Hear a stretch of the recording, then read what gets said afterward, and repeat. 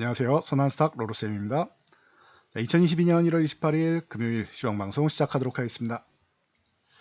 자, 먼저 다우지수입니다. 다우지수 34,800포인트 구간을 다시 한번 도전했는데 또다시 밀려 내려왔습니다. 그래서 상승하지도 하락하지도 못하는 모습입니다. 하락은 좀 제한되고 있는데 추가적으로 기존에 나왔던 아랫꼬리 사이에서 움직이고 있고, 그리고 위쪽으로 올라가도 34,800에 막혀있는 다우의 모습. 나스닥은 이제 위쪽으로 13,600포인트를 회복 시도했는데 회복은 못하고 다시 한번 밀려 내려왔습니다. 이 나스닥도 24일 요 아랫꼬리 사이에서도 움직이고 있는데 추가적으로 급락이 나와서 저점을 깨거나 하지는 않고 있지만 우선적으로는 이제 올라가지도 못하고 또 급락은 또 안 나오고 있다라는 정도로 보시면 됩니다.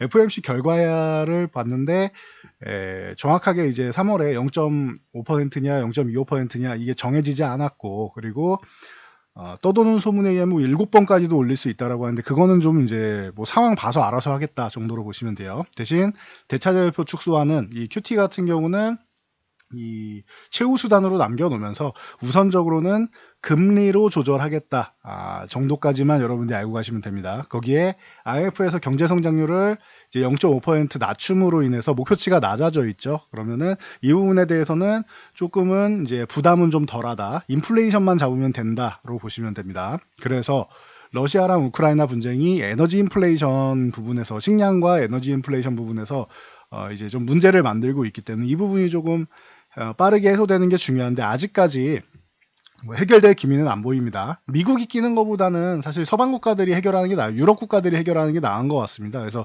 독일이랑 프랑스랑 이제 같이 사자회담을 하고 있는데 이쪽에서 좀 더 진척되는 게 좋지 않겠느냐라고 보고는 있습니다. 러시아도 쉽게 포기할 문제는 아니죠. 기존부터 대규모 전쟁을 계속하진 않았지만 지금은 이제 크림반도 편입한 이후에 그 다음에는 대규모 전쟁을 한다거나 사실 그때 아예 대규모 전쟁까지는 아니지만 그래도 전쟁을 이제 힘으로 뺏는 거죠. 그런데 이 크림반도 같은 경우에는 찾았는데 그 이후에는 러시아도 아예 대놓고 들어가기에는 이제 조금 무리수가 좀 따를 수 있다. 그렇기 때문에 이 부분에 대해서는 조금 외교 부분을 좀 지켜봐야 될 것 같습니다. 그래서 좀 기다린다 보시면 될 것 같고, 이게 러시아가 그냥 편입해도 사실 우리나라 입장에서는 아주 크게 상관은 이제 하지는 않아도 되는데 이게 전쟁에 대한 부분 그리고 인플레이션에 대한 부분이 더 크다라고 보시면 될 것 같습니다. 참고하시고요. 자, 중요한 건 우리나라 오늘은 그래도 강하다라고 할 수는 없는데 적어도 이제 하락을 좀 제한하는 정도는 만들어줬다. 그래서 코스피 2% 가까이 올라와 줬습니다. 아직까지 갈 길 멀었죠. 적어도 2750까지는 올라와 줘야 되는데 일단 2700 부근까지 위쪽은 올라와 줄 거예요. 근데 여기서 유지가 되느냐 아니면은 추가적으로 올라가느냐 아니면 다시 밀려 내려올 거냐, 이 구간이 중요한데 그러기 위해선 수급을 잘 봐야 된다. 수급은 어제 좀 개선되긴 했는데 풋옵션 청산이 좀 나왔다라고 말씀드렸는데 오늘 선물 매수랑 콜옵션 매수가 좀 들어와야 되는데 장중에는 10,000계약 넘게 들어오면서 장중에 보시면 11,000계약 정도까지 들어왔었죠. 그랬는데 지금 마감 동향에는 이제 크게 줄이면서 이 연휴를 앞두고 다음 주도 이 거래일 정도 매매되는 거니까 거의 이때도 거래량이 높지는 않을 겁니다. 그러면은 다음 주까지 쉰다라고 하면은 풀 휴식기 갖는 분들도 있을 거고, 일반 이 외국계 증권사 같은 경우에는 그렇게 이제 쉬는 곳도 있습니다. 그래서 일부는 그래서 파트별로 쉰다라고 하면은 이제 하방 포지션을 아예 완벽하게 청산하고 가기에는 조금 부담되니까 이 정도로 이제 중립적인 수준을 맞춰놨습니다. 지수는 좀 올라와 있으니까요. 오늘 2% 정도 올라왔으니까요. 그리고 선물 쪽이 조금 많이 회복된 거는 그래도 조금 다행이다라고 보시면 될 것 같습니다. 그리고 코스닥이 최근에 좀 많이 밀렸어도 코스닥은 크게 걱정 안 해도 된다라고 했어요. 밀려도 어차피 올라오는 구간이기 때문에 코스닥이 올라올 때 좀 무겁지, 코스닥은 좀 탄력적으로 올라올 수도 있다라고 말씀을 드렸는데 오늘만 해도 2.78% 강하게 치고 올라오고 있죠. 아직 900포인트 회복은 안 됐으니까 아직 약세 구간이고 900포인트 회복되면은 이제 그나마 이제 약세 중립 이하 정도 구간이지 아예 뭐 약세 구간 정도는 아니다. 900 회복되면, 그리고 980 회복되면은 그때부터는 이제 중립 이상 강세 쪽으로 넘어가는 구간이고요. 그래서 일단은 900포인트까지만 올라와줘도 문제 없고 980 회복되면 다시 넘어간다. 980은 근데 지금은 너무 뭐 높이 있죠. 100포인트나 있으니까. 그러면은 우선적으로 1차적으로 900포인트 회복되는지 아니면 여기서 맞고 이중 바닥을 형성하는지를 보면 될 것 같습니다. 뭐 이슈 오늘 전체적으로 시장이 올랐으니까 이슈 동향도 뭐 간단하게만 말씀드리면, 삼성전자는 뭐이 72,500원 구간은 뭐 지켜줘야 되는 구간인데 어제 뭐 단기적으로 밀어내린 거고, 뭐 제자리 좀 찾아가는 과정이라고 보시면 돼요. 그러면은 기존에 72,500원에서 77,500원 요 구간에 요 구간 정도로 이제 보면 된다라고 말씀드렸는데, 돌파 시도했다가 돌파 못하고 밀려내려온 정도로 보시면 되고, 다시 한번 요 구간 돌파하면은 77,500원에서 82,500원 사이 요 위쪽으로 다시 넘어가는 거를 목표를 해야 됩니다. 그래서 삼성전자는 72,500원 구간을 좀 지켜주려고 한다라는 부분은 확인되셨을 거라 보고, 이제 폴더블 폰 대중화를 다시 한번 뭐 재강조했습니다. 작년에 어느 정도 성과를 거뒀는데 올해는 다시 한번 대중화를 하겠다라고 합니다. 그러면서 뭐 삼성전기라던가 이런 종목들이 좋아졌는데, 삼성전기는 이제 뭐 매매할 수 있는 타이밍이 다시 왔다라고 말씀드렸는데, 최근 시장 영향 때문에 18만 원 아래로 다시 내려왔죠. 굉장히 좋은 기회입니다. 이 구간에서는 천천히 뭐 모아가는 건 뭐 당연히 좋은 거고, 뭐 KH바텍이라든가 이런 폴더블 관련주들 있죠. KH바텍, 세경하이테크, 파인테크닉스 이런 종목들도 과하게 밀려 있는데, 이런 종목들도 다시금 이제 반등 구간에 놓여 있다라고 보시면 됩니다. 시장 영향력 때문에 내려왔지 기업 자체가 실적이 안 나온다거나 문제가 있어서 그런 건 아니다. 올해도 성장한다라고 하면은 좋은데 밀려 있는 종목들을 여러분들이 컨택하는 것은 좋은 선택이라고 봅니다. 그에 따르면은 SK하이닉스 같은 경우도 사상 최대 매출을 거의 뭐 43조 원 가까운 매출이 나왔습니다, 작년에. 그러면서 2018년 반도체 슈퍼호황기였던 이제 슈퍼사이클이라고 불리는 슈퍼호황기였던 2018년도를 넘어가는 모습입니다, 매출을. 그래서 사상 최대 매출을 기록했고, 올해는 더 좋을 수 있다라는 거. 그래서 11만 5천 원 구간 내려오면은 이제 뭐 절호의 기회다라고 누누이 말씀을 드렸었는데, 이 가격을 줬습니다. 그래서 뭐 제자리 다시 한번 찾아가는 거고, 하이닉스는 13만 원 당연히 넘어가야 되는 거고, 새로운 신고가를 형성해도 이상할 게 없다라고 보시면 될 것 같아요. 그 외에 뭐 원익 IPS, 테크윙, 뭐 원익 머티리얼즈 이런 종목들이 전체적으로, 반도체 종목들은 전체적으로 좋았다 보시면 될 것 같습니다. 자, 그리고 LG그룹을 조금 올해는 이제 주목해 볼 필요가 있는데, LG전자는 기존부터 로봇과 전장 쪽에 좀 집중한다라고 수년 전부터 말씀을 드렸습니다. 자, 이 부분에 대해서 다시 한번 로봇 플랫폼으로 해서 이제 뭐 실내 뭐 서빙부터 시작해서 뭐 안내 뭐 등등 여러 가지 로봇 부분, CES에서 이미 얘기 나왔던 부분을 다시 한번 강조하면서 사업을 확대하겠다라고 발표를 했고, 그리고 이 로봇 같은 경우는 이 테슬라가 작년에도 AI 데이 때 로봇택시 얘기했고, 올해도 휴머노이드 로봇 쪽으로, 전기차보다는 휴머노이드 로봇 쪽으로 해서 좀 중점적으로 개발하겠다라는 발언을 머스크가 했습니다. 그래서 일론 머스크의 발언은 뭐 영향이 있겠죠. 자, 그러면은 잘 생각해 보면은 전장 쪽하고 그리고 로봇 쪽하고 LG그룹하고 LG전자에서 적극적으로 기존부터 밀어왔던 푸시했던 사업들하고 테슬라하고 겹치죠. 그러면은 LG랑 테슬라가 경쟁사가 될 수도 있고, 서로의 경쟁사가 될 수 있고, 어떻게 보면은 또 이제 뭐 동업자가 될 수도 있습니다. 그래서 이런 부분에 대해서 이제 LG가 테슬라의 이런 자율주행 기술이나 로봇 기술에 대한 대항마가 될 수 있지 않겠느냐라는 부분이 부각되고, 혹은 이렇게 해서 얘기가 잘 통하면 동업자가 될 수도 있지 않겠느냐라는 부분도 부각이 되고 있습니다. 이거 참고하시면 될 것 같아요. 그리고 LG그룹 하면은 또 LG전자 말고 LG이노텍이 있죠.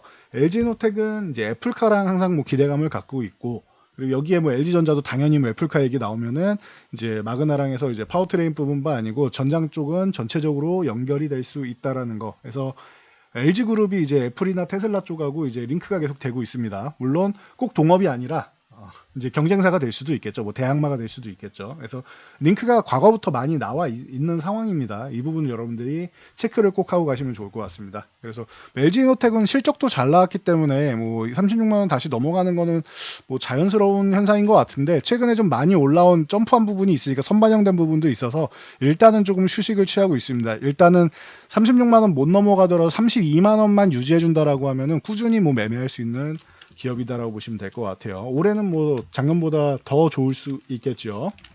그러면서 이제 LG노텍, 뭐 BH, 뭐 하이비전 시스템 이런 종목들은 뭐 누누이 말씀드렸습니다. 하이비전 시스템 요 세 종목은 애플 관련해서는 뭐 꾸준히 말씀드렸는데 뭐 애플도 LG노텍 호실적으로 미뤄보아 뭐 당연히 호실적 나올 거라는 거 알고 계셨을 거고 실제로 호실적 발표되면서 그 핑계로 같이 이제 주가가 일부 회복되고 있다라는 거 보시면 되고 여기에 뭐 자율주행 좀 전에 말씀드렸던 자율주행 부분까지 부각이 되면서 에이테크 솔루션이라던가 아니면은 팅크웨어 같은 경우가 또 이제 다시 부각되면서 이 자율주행 관련주들이 전체적으로 좀 한 단계 이제 회복되는 모습이었다 보시면 될 것 같아요. 그리고 로봇 관련주들은 최근에 정치권에서 이제 의료용 로봇 쪽 얘기 나오면서 큐렉소 같은 경우가 많이 움직였었는데 이제 LG그룹하고 얘기 나오면은 로보티즈랑 로보스타가 가장 대표적이라고 말씀드렸습니다. 그래서 로보티즈, 로보스타 같은 경우가 오늘 또 대표적으로 로봇 관련주 중에서 좀 이제 바닥권에서 지지선 구간 살짝 이탈했던 종목들도 살포시 이제 회복되면서 기존의 상승분 다 내줬죠. 로보스타 같은 경우는 이렇게 해서 다시 한번 이제 출발을 이제 꿈꾸고 있다. 적어도 저점을 다지는 모습을 만들고 있다 보시면 될 것 같아요. 자, 국내 확진자 수가 이제 16,000명이 넘었죠. 근데 오늘 같은 경우는 밤 9시까지 15,000명이 넘었습니다. 그럼 이제 오늘 확진자 수 혹은 조만간 2만 명을 넘겠다라는 이제 뭐 전망이 나왔던 부분이 이제 거의 뭐 기정사실화 되어가고 있죠. 그러다 보니까 슈마시스를 비롯한 이 진단키트 관련주 랩지노믹스나 엑세스바이오, 뭐 수젠텍, CTC바이오 이런 종목들이 전체적으로 최근에 진단키트 관련주들이 좀 순환매가 좀 나오고 있다 보시면 될 것 같아요.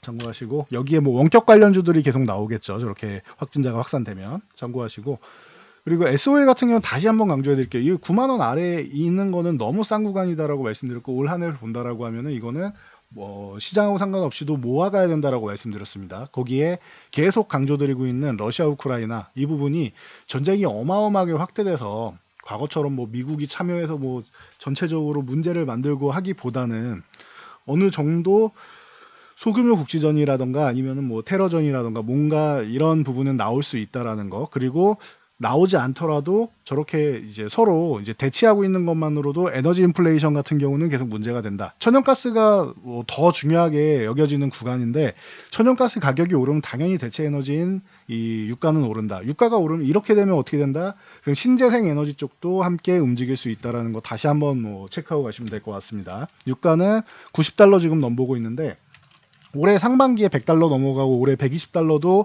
가능성이 보인다라고 말씀드렸습니다. 이 부분을 잡기 위해서 이런 에너지 부분과 뭐 전체 물가를 잡기 위해서 미국이 금리 인상을 단행한다라는 거 다시 한번 체크하시면 될 것 같아요.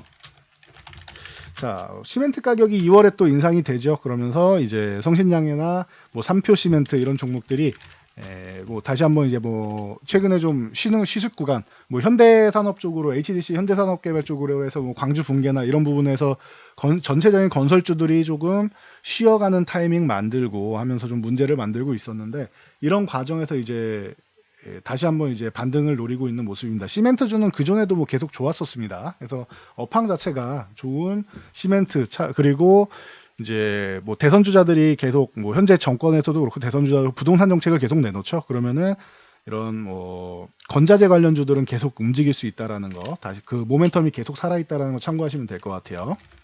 제가 물가 얘기를 오늘 말씀 많이 드렸는데 이 물가 인플레이션에 대해서 가격 인상을 통해서 이제 수혜를 다시 받을 수 있는 쪽은 음식료 업종이다. 여러분들 요즘 뭐 장바구니 담으면 뭐 별로 담을 게 없죠. 그런 걸 다 느끼실 거라고 생각합니다. 그렇다라고 하면은 뭐 신세계 푸드라던가 뭐 농심 같은 경우도 오뚜기와 함께 라면 가격 올렸고 뭐 사조 시푸드나 뭐 CJ 시푸드 같은 뭐 이런 종목들 전체적으로 움직임이 좀 나오고 있다라고 보시면 될 것 같습니다. 최근에 또 워낙 많이 밀렸으니까 뭐 반발 매수 정도가 나왔다 보시면 될 것 같아요. 그리고 건설 쪽 좀 전에 말씀드렸었는데 현대 엔지니어링이 이제 그 공모에 좀 실패했다라고 말씀드렸어요. 이 흥행 실패를 했기 때문에 제 가치를 원하는 만큼의 가치를 인정받고 상장하지 못할 거라고 하면 상장 안 하겠다라고 해서 상장 철회 신고서를 제출했습니다. 그러다 보니 이 모회사인 현대건설이 이거 공모를 시작했는데 흥행해서 실패하면 망하는 거 아니냐, 괜히 상장하는 거 아니냐라고 해서 우려감이 있었는데 이 부분이 조금 불확실성이 해소되면서 현대건설이 뭐 대표적으로 건설주 중에서 좀 올라오고 있습니다. 그래서 참고 정도 하시면 될 것 같습니다. 그래서 이 설 연휴 전에 마지막 날 연휴를 앞두고 마지막 날 시황은 이 정도로 정리해드리고 그래도 최근에 뭐 급락 연출되던 구간에서 하락은 조금 제한하는 움직임이 나와서 그래도 조금 연휴 전날 그나마 좀 다행인 것 같습니다. 연휴 이후에는 이제 뭐 만기일까지야 좀 다소간 이제 좀 무거운 모습을 보일 수 있더라도 그 이후에 그리고 3월에 오히려 금리 인상을 하게 되면은 불확실성이 아예 해소가 되기 때문에 차라리 금리 인상을 하는 게 이제는 낫다라고도 기존에 말씀드렸는데 오히려 재료가 이제 이제는 다 노출돼 있고 실제로 시행을 하게 된다라고 하면은 오히려 시장에서는 안도감을 느낄 수 있고 이제 그대로 이제 받아들이기 시작하고 있으니까 너무 과도하게 걱정하실 필요까지는 없다. 뭐 2,000포인트도 이탈해야 된다라는 뭐 얘기까지도 나오고 있는데 뭐 2,500은 당연한 거고요. 2,000포인트를 이탈한다는 얘기까지도 나오고 있는데 그렇지 않다.